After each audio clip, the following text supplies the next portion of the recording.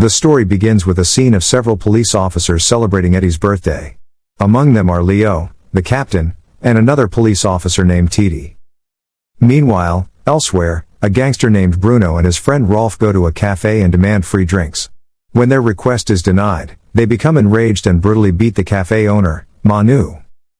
The next morning, another group of criminals robbed a truck carrying money belonging to a private bank. Armed with weapons, they successfully disable the truck and kill all the guards. Shortly after the robbery, Leo and Eddie arrived at the scene. There, they met a corrupt captain from another division named Dennis. Accompanying Dennis was a new police officer, Eva, who was part of his team. Eva introduced herself to Leo and Eddie while sharing the initial findings of her investigation. That afternoon, Leo visited Manu, the cafe owner who had been attacked earlier. Manu became Leo's trusted informant in Paris's underground criminal network. Leo was shocked to see Manu's face covered in wounds, and from her explanation, he learned that the perpetrator of the attack was Bruno. When they returned to the station, the commander was furious about the robbery that had occurred that morning and demanded that all the police immediately arrest the perpetrators. Leo reported that, according to his informant, Victor, a Serbian gangster, was the leader of the robbery gang.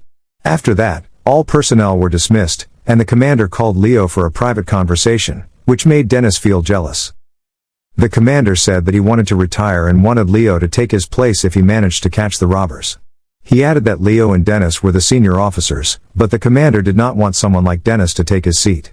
In essence, Leo had to compete with Dennis for the position.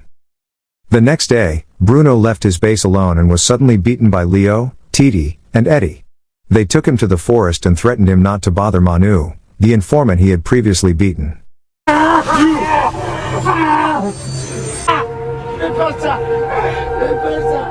On the way home, Titi found a knife in Bruno's clothes and kept it because it was nice and rare. He also found a significant amount of money, which he planned to give to Manu. Leo met with Manu and handed over the money. Manu provided new information, stating that she knew the address of the robber named Victor. Leo immediately rushed off to catch him. Before surrendering, Victor asked for permission to hug his child first. However, he suddenly pushed Leo toward the window to escape.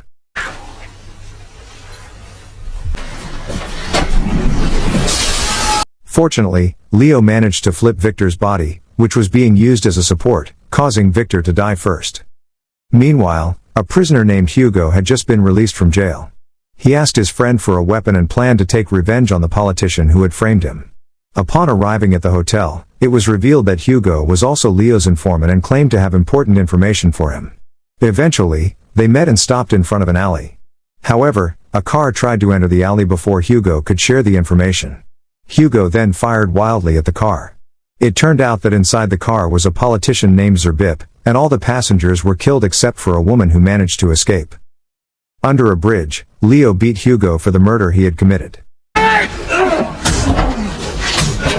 However, Hugo explained that Zerbip was a politician protecting a drug lord who had framed him as a scapegoat, leading to his imprisonment.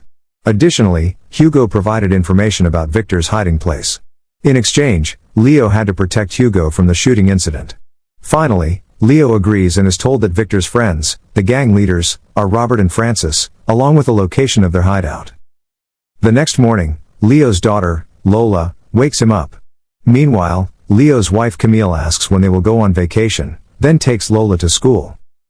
Meanwhile, Dennis and his team investigate the death of Zerbip, who turns out to be their friend.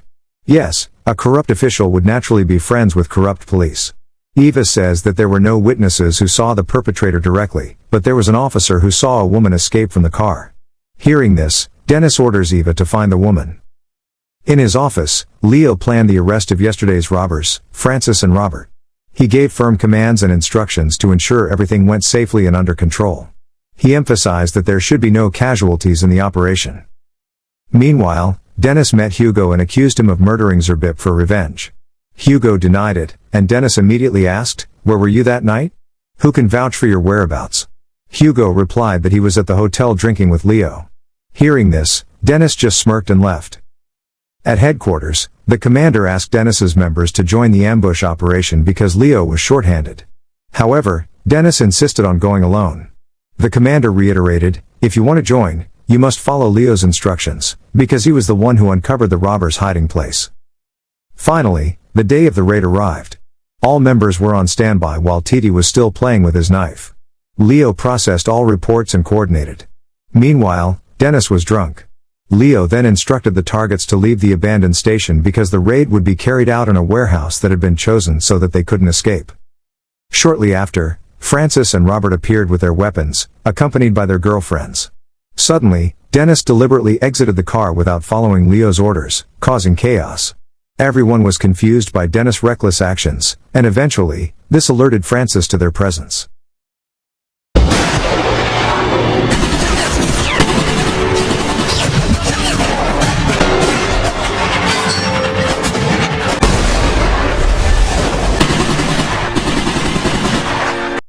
Due to Dennis's carelessness, Eva was captured, and the police were forced to drop their weapons.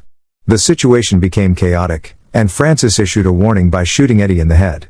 After that, they fled with Eva as a hostage. Leo, Titi, and everyone else were in tears. Eddie was dead, shot in the head. Meanwhile, Dennis had just woken up from pretending to be dead. He survived because he was wearing a bulletproof vest, but Eddie was not so lucky and had truly passed away. At the hospital, Titi reported that Eva had survived after jumping out of Francis's car. There, Dennis also arrived and pretended to sympathize, but Titi, fed up with his attitude, chose to walk away. Eddie was buried with honors. Dennis joined in paying respects as if he were also sad, which made Titi sick. He turned his back as a sign of injustice. Titi's action was followed by all the members present. Even the higher-ups felt something was off. At the office, the commander stated that the police supervisory unit would handle Dennis's issue. Dennis will be punished if he is found guilty of causing the chaos. However, the commander couldn't guarantee everything would go smoothly because Dennis was pulling strings behind the scenes. Sure enough, Dennis had made a deal with the police supervisory unit, which was also involved in corruption. He demanded compensation in the form of confiscated goods from a drug case or funds for equipment procurement, which would be divided equally among them. In exchange, the police supervisory unit promised to convince the council not to arrest Dennis. The next day, Leo successfully located Francis' hiding place. Leo went to the field to lead the operation without wanting his men to act alone. He used a surveillance camera to ensure the target was off guard. Leo then broke down the door with precise calculations. They successfully captured Francis, and now only Robert remains on the run. Robert was taken to headquarters, but inside the police car, the woman who had survived the Zerbib shooting recognized Leo's face. Shortly after, the commander reported that Robert had died after crashing into a highway barrier while trying to break through the border. With that, the case was considered closed, and Leo was promoted to the new commander. However, that night, an informant from Dennis arrived with the woman who had survived the shooting. She testified that the shooter at Zerbib was Hugo, and that Leo had been the one who had driven him there.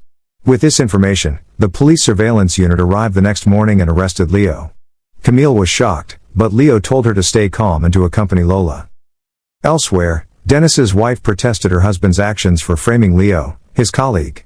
She admitted she was ashamed to have a husband as cunning as Dennis and decided to divorce him. Meanwhile, Leo was detained on suspicion of aiding in the murder.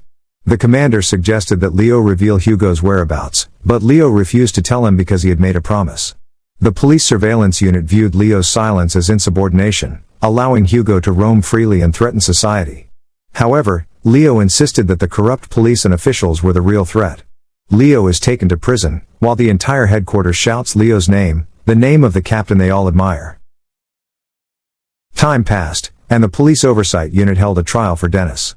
In the report, Dennis was found not guilty, as he was deemed to have acted in self-defense, while the robber had fired first. Dennis and the police oversight unit were relieved that the report had convinced the authorities, while the commander was furious and convinced that the report had been altered. Meanwhile, Camille looked confused because the guards always turned her away when she came to visit Leo. However, a few days later, through a public phone, Hugo suddenly called and said he wanted to help her. He couldn't explain much over the phone and invited Camille to meet him somewhere. Unfortunately, Dennis's men had tapped the phone at Camille's house without them realizing it. Dennis approached Camille the next day, inviting her out for a walk and coffee to win her heart. He had developed feelings for her, but Camille refused the offer because a woman like her wasn't easily swayed. Meanwhile, Leo was brought back to face the supervisor for interrogation about Hugo's whereabouts. Of course, Leo had no idea. Since his wife was always forbidden from visiting, Leo grabbed a gun from the guard and ordered them to handcuff themselves. He then called Camille and told her to meet him. After talking for a while, Leo said goodbye and asked the officers to handcuff him again. One day, Camille meets Hugo in a quiet place, hoping that Hugo has a solution to free Leo. Dennis and his men were watching from a distance without them realizing it. Dennis ordered his men to storm the car. His men protested because they feared harming Camille, but Dennis insisted, and eventually everyone followed his orders. Hugo gives Camille a large sum of money inside the car to cover Camille and Lola's living expenses until Leo is released from prison. Camille asked what they could do to get Leo out, but Hugo only shook his head. Meanwhile, the police blocked the road, causing Hugo and Camille to panic. They tried to turn back toward Dennis's car, which had ordered his men not to let them pass. A collision occurred, and the car driven by Camille and Hugo was overturned. Dennis approached and fired several shots. Eva and the others could only watch helplessly as Dennis threatened them to stay silent or their families would be in danger. The news of Camilla's death left Leo devastated, crying and screaming in prison. After that, Dennis wanted to appoint Eva as the new captain, but Eva refused and transferred to become a regular police officer in a suburban town. Leo was then allowed to attend Camilla's funeral, where his friends were also present. Dennis revealed that Hugo was the one who shot Camilla, but Leo remained silent. Before returning to prison, Leo hugged Lola and told her to stay with her grandfather. 8 years later, Leo is finally released, thanks to widespread public sympathy. News of his release was even broadcast on national media and radio. After that, Leo visits Camilla's grave, then goes to Manu's place. There, Manu tells Leo to consider the house his own. She also informs him that there is a car in the garage, a memento from her late husband, which Leo can use anytime. Meanwhile, after hearing about Leo's release, Dennis orders his men to follow Leo wherever he goes and whoever he meets. Leo went to look for Titi at a nightclub. It turned out that Leo was looking for information about which police officers, besides Dennis, had witnessed Camille's death. Titi replied that no one dared to speak, everyone had been silenced and threatened, some disappeared, and only Eva remained. Eva has been transferred to a suburban town. They part ways, and Titi gets into a fight with a man. The next day, Leo meets Eva in the suburban town and tells him everything. Dennis had directed Hugo to shoot Camille in the stomach to make it look like Hugo was the culprit. Knowing that Dennis had killed his wife, Leo returned home and asked Manu for a gun to seek revenge. He then went to the school to pick up Lola. After being dropped off, Lola told Leo not to leave her again, which left Leo in turmoil. On one hand, he wanted to kill Dennis, but on the other, he didn't want to leave Lola and go back to prison. That night, Titi returns home from his usual place, but is suddenly stopped and beaten by a man who had previously been involved in a fight with him. After being beaten up, the man finds Bruno's knife, which makes them realize that Titi is the one who beat Bruno. It turns out that Bruno is their friend. Titi is then asked who else was involved in the beating, and he reluctantly gives a name. Shortly after, Leo visited Titi at the hospital. Meanwhile, elsewhere, the gangsters were preparing weapons to kill Leo because he was also involved in the beating of Bruno. On the other hand, Leo was also preparing his weapon to kill Dennis. Before leaving, he said his last goodbye to Manu. As he exits the house, Leo realizes that the police are following him. He immediately points his gun at them, forcing them into the trunk of the car, then takes the gun and badge before leaving. Meanwhile, the police are holding a lavish party at a luxury hotel. Dennis arrives with his new wife. Among the guests were a corrupt judge and members of the police supervisory unit who were also corrupt, enjoying the luxury of the party. Upon arriving at the hotel parking lot, Leo saw a group of gangsters who had beaten Titi staring at him intently. Without looking away, Leo entered the hotel, carrying a badge that did not belong to him, with the main purpose of finding Dennis. After searching through several rooms, he finally found Dennis in the bathroom. There, Leo prepared to shoot him. However, Dennis spoke first and revealed that Camille had already been dead before he shot her. He had only used Hugo's gun to shoot Camille's body to have a legitimate reason to execute Hugo. Hearing this, Leo handed his gun to Dennis and said that if Dennis missed the first shot, there were still 13 bullets left. Leo then left the place. Dennis chased after him, shouting that it was all Leo's fault, and that if Leo had told him where Hugo was at the time, Camille might still be alive. Suddenly, the gangsters appeared and shot Dennis in the head, killing him. It turned out that when Titi was beaten the night before, he didn't mention Leo's name but Dennis's instead. The next day, Leo, who was on vacation with Lola, was seen reading a newspaper reporting that Dennis had died, and the film ended.